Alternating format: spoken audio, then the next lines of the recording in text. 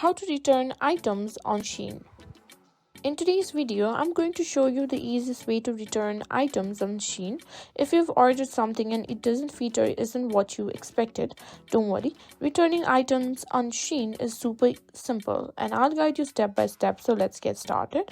First, open the Shein app on your phone, or you can visit shein.com on your web browser and make sure you're logged in to your account. Now you'll need to go to My Orders, which you can find at the top left corner of the screen. Simply tap on the three horizontal bars. From there, simply tap on your profile.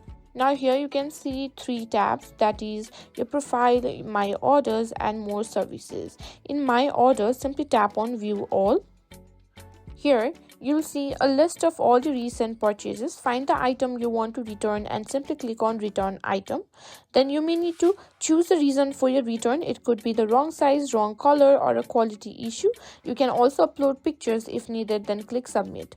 Now Shein will show you the available return methods. You can either use the provided return label or choose a shipping option.